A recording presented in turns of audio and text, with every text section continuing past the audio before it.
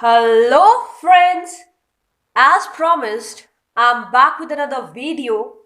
बात करेंगे इसमें various approaches of lesson planning के बारे में। तो फ्रेंड्स, इससे पहले हमने बात करी थी लेसन प्लान क्या होते हैं, किस तरीके से बनाए जाते हैं, टीचर्स को क्या फायदा होता है लेसन प्लान्स का, बच्चों को क्या फायदा होता है, कैसे ये टीचिंग लर्निंग प्रोसेस को ज्यादा फ्रूटफुल बनाते हैं। जिसमें मैंने आपको बताया था कि लेसन क्या है, एक डिटेल डिस्क्रिप्शन होता है कि टीचर क्लास में एंटर करने से लेकर एग्जिट करने तक क्या क्या एक्टिविटीज करेंगे और बच्चों से करवाएंगे। तो इन्हीं सारी एक्टिविटीज को सीक्वेंशियल वे में प्लान करने के लिए हमारे पास अलग अलग एजुकेशनर्स द्वारा दिए गए अप्रोचेस हैं और आज हम उन्हीं के बारे में जानेंगे। तो पहले तो अगर आप मेरे चैनल पर नए आए हो तो चैनल को सब्सक्राइब कर लें, बिकॉज मैं अक्सर आपके लिए इंफॉर्मेटिव वीडियोस लाती रहती हूँ। तो अब बात करें टॉपिक की, तो अप्रोचेस में बेसिकली हमारे पास 6 अप्रोचेस हैं। इसके अलावा भी कुछ अप्रोचेस हैं, लेकिन मेन जिन अप्रोचेस के बारे में हम पढ़ते हैं वो है हर्बर्ट 5 स्टेप अप्रोच और आरसीएम अप्रोच। तो हर्बर्ट 5 स्टेप अप्रोच को हम हर्बर्शियन 5 स्टेप अप्रोच भी कहते हैं, जो कि जेएफ हर्बर्ट द्वारा दी गई है। आरसीएम मतलब regional college of education Mysore approach, जो कि डॉक्टर धवे और उनके फॉलोअर्स द्वारा दी गई है। इसे इंडियन अप्रोच भी कहा जाता है और एनसीईआरटी अप्रोच भी कहा जाता है। तो ये जो दो है वो बहुत ही इंपॉर्टेंट अप्रोचेस हैं। और इसके अलावा हमारे पास है ब्लूम्स और इवेल्युएशन अप्रोच, जिसे ट्राइपोलर अप्रोच भी कहा जाता है, जो कि डॉक्टर बीएस ब्लूम द्वारा दी गई है।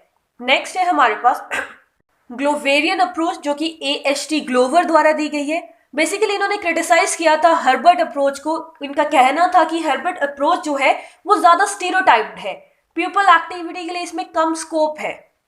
नेक्स्ट है प्रोजेक्ट अप्रोच, जो कि जॉन डोई और किल पैट्रिक द्वारा दी गई है। फिर है मॉरिसन अप्रोच, या फिर उसे यूनिट अप्रोच भी कहा जाता है, जो कि हेनरी जी मॉरिसन द्वारा दी गई है। तो इस वीडियो में हम डिस्कस करेंगे हर्बर्टियन 5 स्टेप अप्रोच, और बाकी के अप्रोचेस हम फर्दर नेक्स्ट पार्ट्स में डिस्कस करेंगे। तो ये अप्रोच जेएफ हर्बर्ट द्वारा दी गई है, जो कि एक जर्मन फिलोसफर है एंड साइकोलॉजिस्ट है, यानी कि जर्मन दार्शनिक और मनोवैज्ञानिक है। इसमें मेन एम्फेसिस कंटेंट प्रेजेंटेशन पर दिया गया है, और ये जो है अप्रोच वो मास थ्योरी ऑफ लर्निंग पे बेस है। मास थ्योरी ऑफ लर्निंग के मुताबिक क्या था, उसमें ये कहना था कि जो लर्नर है वो एक क्लीन स्लेट की तरह होता है। उसे नॉलेज बाहर से मिलती है, जो कुछ उसे सिखाया जाता है वो सीख लेता है, मतलब अपने एनवायरनमेंट से जो भी ज्ञान उसे मिलता है वो उसे अर्जित कर लेता है। और इसमें ये बात कही गई थी कि जो नई नॉलेज है अगर उसे पुराने नॉलेज के साथ लिंक करके पढ़ाया जाए तो वो जो चीज़ है वो बच्चों को बेहतर तरीके से समझ में आएगी और ज़्यादा टाइम तक उन्हें याद रहेगी। रिटेंशन कैपेसिटी ज़्यादा होगी उस टॉपिक की एज कम्पेयर टू दूसरा जिसे क्या है लिंक करके ना पढ़ाया जाए। तो बहुत एम्फेसिस दिया गया था कि चीज़ों को लिंक करके पढ़ाया जाए, और जो भी कंटेंट हो उसे सीक्वेंशियल वे में अरेंज किया जाए ताकि बच्चों को चीज़ें ग्रास्प करने में बहुत आसानी हो। अब बात करें अगर हर्बर्टियन 5 स्टेप्स अप्रोच में क्या 5 स्टेप्स थे, तो फर्स्ट स्टेप था इंट्रोडक्शन, जिसे प्रेपरेशन या प्रेजेंटेशन भी कहा जाता है, और हिंदी में इसे प्रस्तावना, पूर्व ज्ञान या उद्देश्य कथन भी कहा जाता है। तो इस स्टेप में बेसिकली किया क्या जाता है कि बच्चों को प्रिपेयर किया जाता है कि वो न्यू नॉलेज को गेन करें। जैसे पहले बोला गया कि बच्चे क्या है क्लीन स्लेट की तरह है, तो उन्हें तैयार करना पड़ेगा कि वो न्यू नॉलेज को गेन करें। मतलब कि टीचर चेक करेंगे कि बच्चे का एंटरिंग बिहेवियर क्या है, कि क्या चीजें उन्हें पहले से आती हैं और उसके बेसिस पे क्या मुझे फर्दर उन्हें सिखाना है। तो अगर हम बात करें कि क्या एक्टिविटीज इन्वॉल्व होंगे इस स्टेप में, सबसे पहली बात वही आ गई कि टीचर एज्यूम करेंगे कि क्या चीज बच्चों को पहले से आती होगी। प्रीवियस नॉलेज को एज्यूम करना कि हाँ शायद बच्चों को ये चीज़ पहले से आती होगी। जैसे मान लीजिए कि अगर 5th क्लास का बच्चा है तो टीचर ये मान के चलेंगे कि उन्हें सॉलिड लिक्विड गैसेस के बारे में पता होगा। फिर वो उसी नॉलेज को यूज करेंगे कि फर्दर मुझे कैसे बच्चों को इंट्रोड्यूस करना है टॉपिक से, जिसके लिए उन्होंने बच्चों से कुछ क्वेश्चन पूछे तो उन्हें पता चलता है कि बच्चों को उसकी फिजिकल प्रॉपर्टीज के बारे में तो पता है इन मैटर स्टेट्स ऑफ मैटर की, लेकिन केमिकल प्रॉपर्टीज के बारे में नहीं पता है। तो ये क्या हो गया, उन्होंने टेस्ट कर लिया, अब उसके बेसिस पर वो फर्दर बच्चों को इंट्रोड्यूस करेंगे लेसन से, और इसके लिए वो कुछ क्वेश्चंस पूछ सकते हैं। और जब बच्चों को मान लीजिए केमिकल प्रॉपर्टी से रिलेटेड जब क्वेश्चन पूछा और बच्चों को नहीं आया तो वो मोटिवेट होंगे और जानने के लिए कि हाँ ये केमिकल प्रॉपर्टीज के बारे में भी हमें जानना है। तो एक बेसिकली एक और काम क्या हो जाता है, to motivate the student for studying the present lesson, ताकि बच्चों में क्यूरियोसिटी आए कि हमें और चीज जाननी है। क्योंकि जब वो क्यूरियस हो जाएंगे तो वो खुद से वो चीज करेंगे, और जो कोई भी काम अगर बच्चा खुद से करता है तो वो और ज्यादा बेहतर तरीके से कर पाता है। नेक्स्ट आता है प्रेजेंटेशन, मतलब प्रस्तुतिकरण, कि जो टीचर ने तैयार की है चीज अब वो उसे प्रेजेंट करेंगे। ये की स्टेप है इसमें, क्योंकि जो सारा हमारा ये जो अप्रोच है वो इसी के ऊपर बेस है, क्योंकि ये मैंने पहले भी आपको बताई बात कि मेन फोकस इस पे कंटेंट प्रेजेंटेशन पे है। तो इसमें टीचर क्या करेंगे, सबसे पहले तो जो एम है उसे बोर्ड पे लिख देंगे क्लियरली, और उसके बाद टीचर स्टूडेंट दोनों पार्टिसिपेट करेंगे टीचिंग लर्निंग प्रोसेस में। टीचर कुछ क्वेश्चन पूछेंगे तो बच्चे उसका कुछ आंसर देंगे, क्योंकि अल्टीमेट एम यही है प्रेजेंटेशन का कि बच्चों को जो कॉन्सेप्ट टीचर समझाना चाहते हैं वो उन्हें अच्छे से समझ आ जाए। तो उस कॉन्सेप्ट को समझाने के लिए वो हर एक पॉसिबल जो भी चीज़ हो सकती है वो करेंगे। उसके लिए वो कुछ एक्टिविटी करवा सकते हैं या कुछ स्पेसिफिक एग्जाम्पल्स दे सकते हैं, कुछ क्वेश्चंस पूछ सकते हैं, या फिर वेरियस टीचिंग एड्स का इस्तेमाल कर सकते हैं, जैसे कि ग्राफ्स बना सकते हैं, चार्ट्स, पिक्चर्स, मॉडल्स, इन सारी चीज़ों का यूज़ कर सकते हैं। तो इस स्टेप में टीचर को बहुत ज़्यादा ध्यान रखना होता है कि जो भी वो मटेरियल बच्चों को दिखाने वाले हैं वो केयरफुली अरेंज हो, क्योंकि जब वो सीक्वेंशियल वे में अरेंज होगा तो बच्चे ज़्यादा जल्दी उस चीज़ को सीख पाएंगे और उन्हें कॉन्सेप्ट की जो उनकी अंडरस्टैंडिंग है वो और ज़्यादा बेहतर हो पाएगी। नेक्स्ट है हमारे पास कंपैरिजन एंड एसोसिएशन, मतलब कि तुलना एवं संबंध। कि इसमें क्या होता है कि उदाहरणों द्वारा क्या है, पूर्व ज्ञान और नवीन ज्ञान की तुलना की जाती है, कि कंपेयर करना कि हमने क्या चीज सीखी है और क्या चीज हमें पहले से आती थी। वो चीज तभी हो पाएगी जब हम उदाहरणों के माध्यम से क्या है वो चीज ज्यादा बेहतर तरीके से सीख पाएंगे।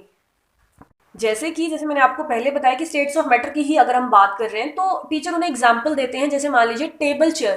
तो उन्होंने क्या किया, एसोसिएट किया इस चीज को कि टेबल में भी वही प्रॉपर्टीज होती हैं, चेयर में भी वही प्रॉपर्टीज होती हैं, तो जिसका मतलब ये क्या है, सॉलिड में आते हैं।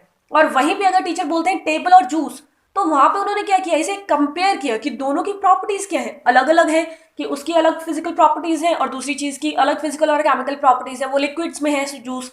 तो जिससे उन्हें क्या है कि पता चल जाएगा कि मेन हमारा टॉपिक क्या है, वो एक डेफिनेशन तक पहुंच जाएंगे चीजों को कंपेयर करके। एक थ्योरी उन्हें मिल जाएगी कि हाँ सॉलिड्स क्या होते हैं और लिक्विड्स क्या होते हैं।